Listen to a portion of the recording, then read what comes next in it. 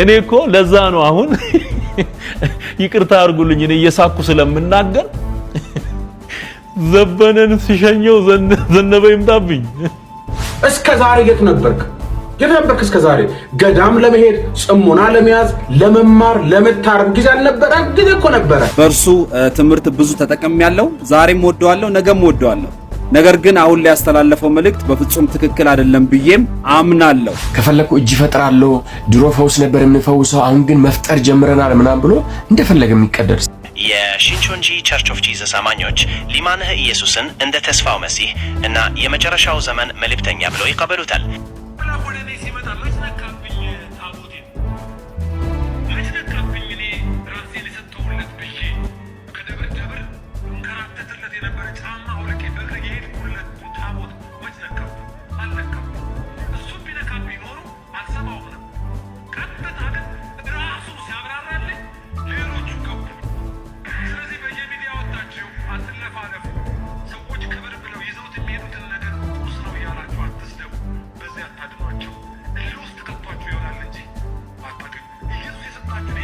የኔ አምላክ ወደኔ ሲመጣ መች ነካብኝ ታቦቴ መች ነካብኝ እኔ ራሴን የሰጠውለት ብዬ ከደብር ደብር እንከራተትለት የነበረ ጫማ አውልቄ በእግር የሄድኩለት ታቦት መች ነካብኝ አልነካብኝ እሱ ቢነካብኝ ኖሮ አልሰማውም ነበር እሺ ይሄን ቪዲዮ ከምን ጊዜውም በላይ የክርስቶስ ልብ ያላችሁ እኔን የምትወዱኝ አቅም እንድትሰጡት ኮፒ ሊንክ ሪፖስት ሼር እንድታረጉ መልእክቴን አስተላልፋለሁ ነብይ ዘኔ ተናገረው እንዳደመጣችሁ ተስፋ አደርጋለሁ ነብይ ዘኔን ከሚወዱ ሰዎች መካከል አንዱ ነኝ በርሱ ትምህርት ብዙ ተጠቅሜያለሁ ዛሬም ወደዋለሁ ነገም ወደዋለሁ ነገር ግን አሁን ላይ ያስተላለፈው መልእክት በፍጹም ትክክል አይደለም ብዬም አምናለሁ አንተ የተሰመረልህን የአገልግሎት መንገድ መጠብጠብ ትችላለህ ነገር ግን የሰውን አገልግሎት መተቸት ማለት በፍጹም ትክክል አይደለም ታቦቴን አልነካብኝ ብለ በዚህ መንገድ የሚያገለግሉ ወንድሞችን ዝቅ ለማድረግና ሰው እነሱን በሌላ መንገድ እንዲመለከት ያደረክበት መንገድ በፍጹም ትክክል አይደለም ታቦቴን አልነካብኝ ያልከው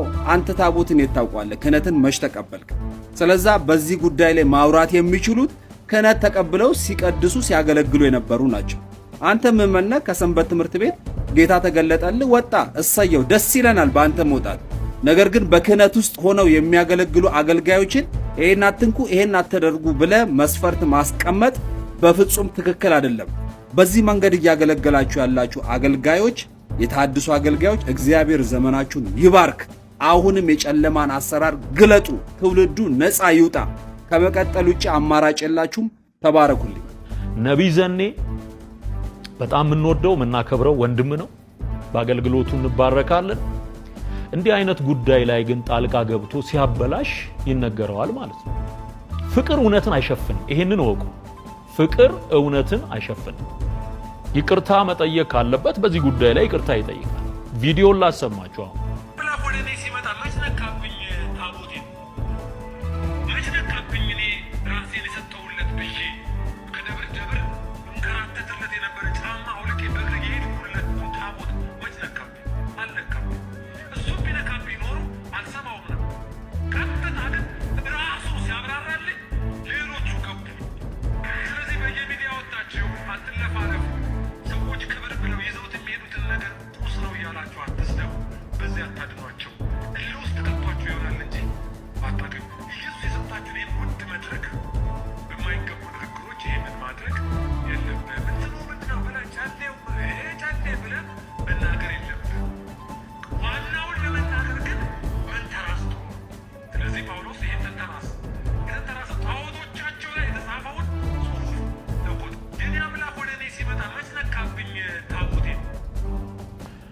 ኦኬ የመጀመሪያው ቪዲዮ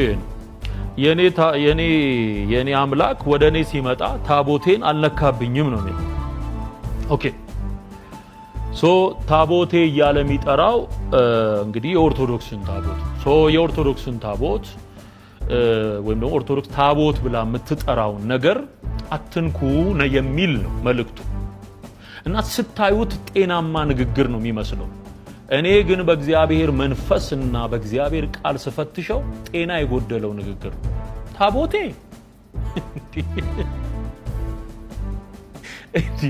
እኔ እኮ ለዛ ነው አሁን ይቅርታ አድርጉልኝ እኔ እየሳኩ ስለምናገር ዘበነን ሲሸኘው ዘነበ ይምጣብኝ።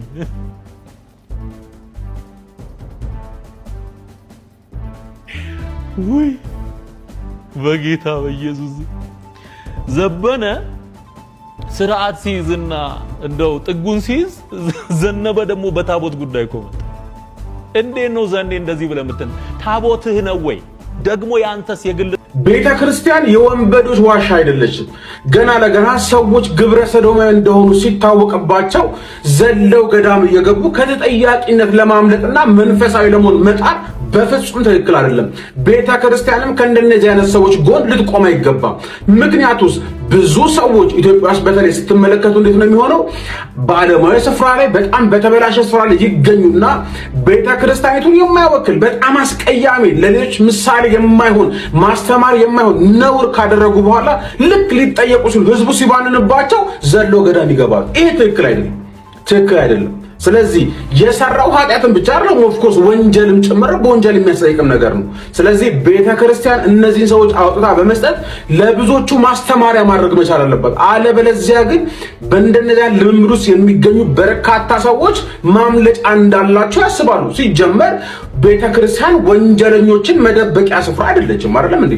ማንም ሰው ገደለ፣ እንደዚህ ያደረገ፣ ግብረ ሰዶማዊ ሆነ ከዛ ባልክ ሲታወቅበት ዘሎ ግብት እንዲህ ይባል ነገር የለም። እስከ ዛሬ የት ነበርክ? የት ነበርክ እስከ ዛሬ? ገዳም ለመሄድ ጽሞና ለመያዝ ለመማር ለመታረም ጊዜ አልነበረ? ጊዜ እኮ ነበረ። ነገር ግን የምትፈልጋቸውን ስራ ካደረግክ በኋላ ልክ ጉዳዩ ይፋ ሲሆንና ሲታወቅበት በመረጃ ሲደገፍ ዘለ ጥልቅ ቃልክ ማለት ነው። ይሄ በፍጹም ተቀባይነት የለውም። ስለዚህ ሊወጣ በህግ ሊጠየቅ ለብዙዎች ደግሞ ማስተማሪያ ሊሆን ይገባል።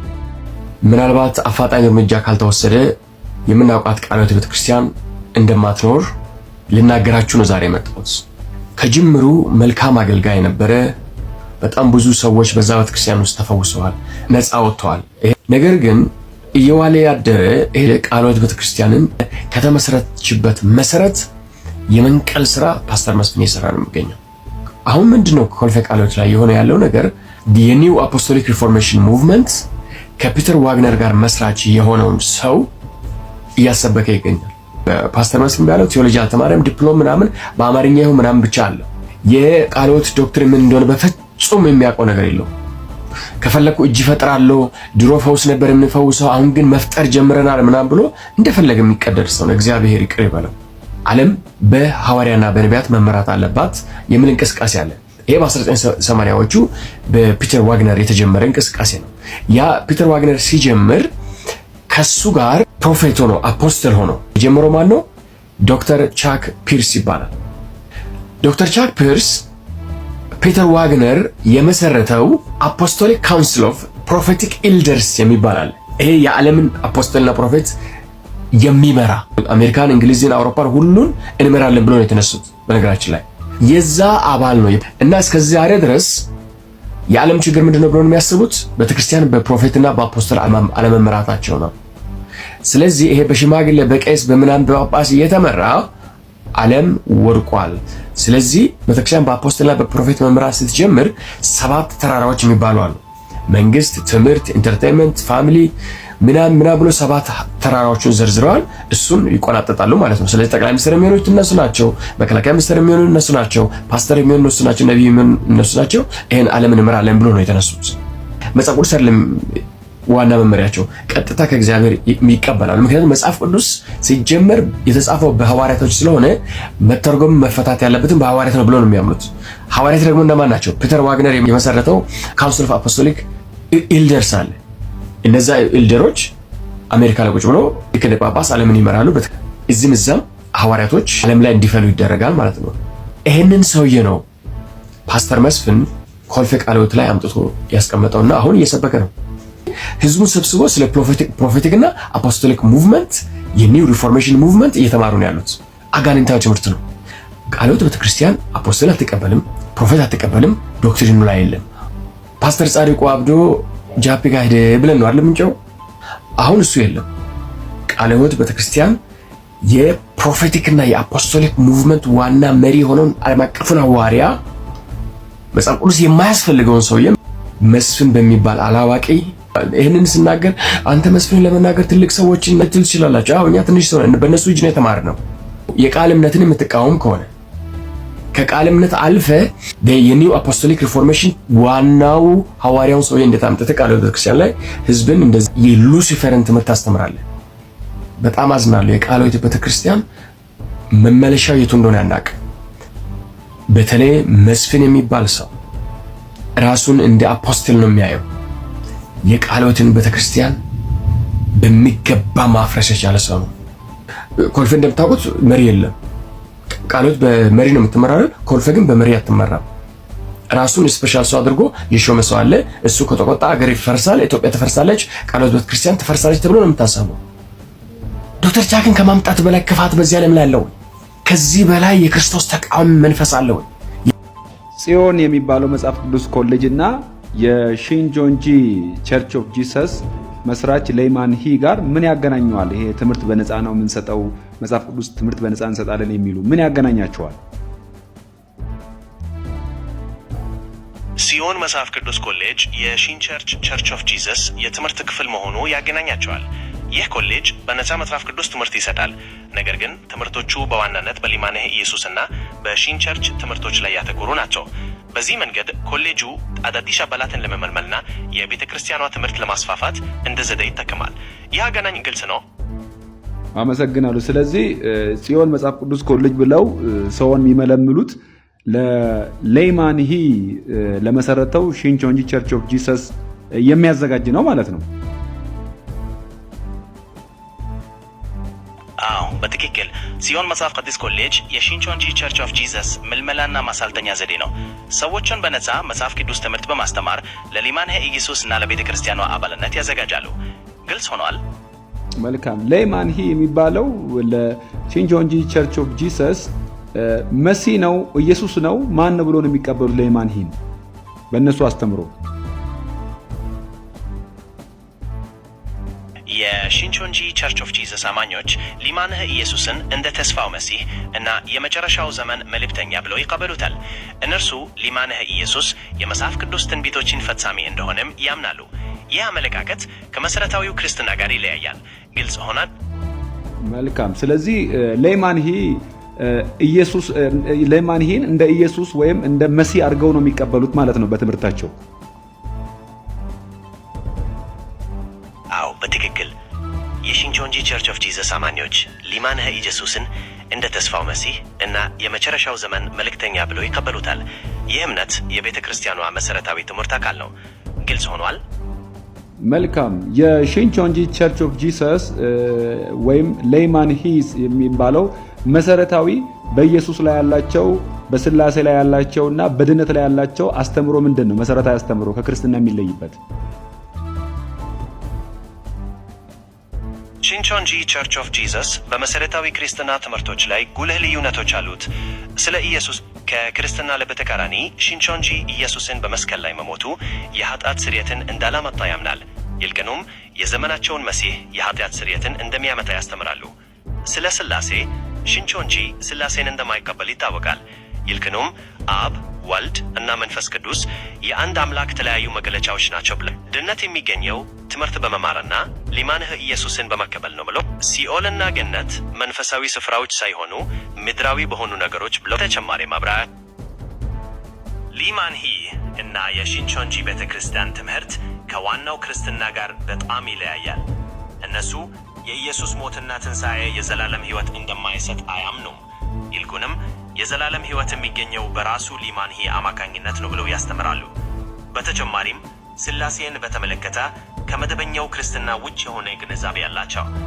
በዚህ ላይ ተጨማሪ መረጃ ለስተወት በትክክል በእነሱ አስተምሮ በሺንጆንጂ ቸርች አስተምሮ ሰው የዘላለም ሕይወት የሚያገኘው የኃጢአት ይቅርታን የሚያገኘው እንዲሁም በአዲስቱ ሰማይና በአዲስቱ ምድር የሚኖረው ማን ነው ብሎ ነው የሚያስተምሩት። በሺንጆንጂ ትምህርት መሰረት የዘላለም ሕይወት የኃጢአት ይቅርታ እና በአዲሱ ሰማይና ምድር የመኖር ተስፋ በሊማን ሂ በኩል ይመጣል። እነሱ ሊማን ሂ የመጨረሻው ዘመን መልእክተኛው እንደሆነና የሱን ትምህርት በመከተል ብቻ እነዚህን በረከቶች ማግኘት እንደሚችሉ ያምናሉ። ይህ አመለካከት ከዋናው ክርስትና ጋር በእጅጉ ይቃረናል። ተጨማሪ መረጃ ለስተወት። አመሰግናለሁ። ለይማኒ ስለ መንፈስ ቅዱስ ምን መረዳት አለው? መንፈስ ቅዱስ የሥላሴ ሶስተኛ አካል ነው ወይስ ለሱ አምላክ ነው ወይስ ምንድነው? ምን ብሎ ነው የሚያምነው ስለ መንፈስ ቅዱስ? ሊማንሂ ስለ መንፈስ ቅዱስ ያለው መረዳት ከዋናው ክርስትና ተለየ ነው። እሱ መንፈስ ቅዱስን እንደ ሥላሴ ሶስተኛው አካል ሳይሆን ይልቁንም የእግዚአብሔር መንፈስ እንደሆነ እና በእሱ አማካኝነት እንደሚገለጥ ያምናል። በተጨማሪም መንፈስ ቅዱስ በራሱ ሊማንሂ ላይ እንደሚያድር ያስተምራል። ይህ አመለካከት የኦርቶዶክስ ክርስትና አስተምህሮን በእጅጉ ይቃረናል። ተጨማሪ መረጃ ለፈልጉት ይፈልጋሉ?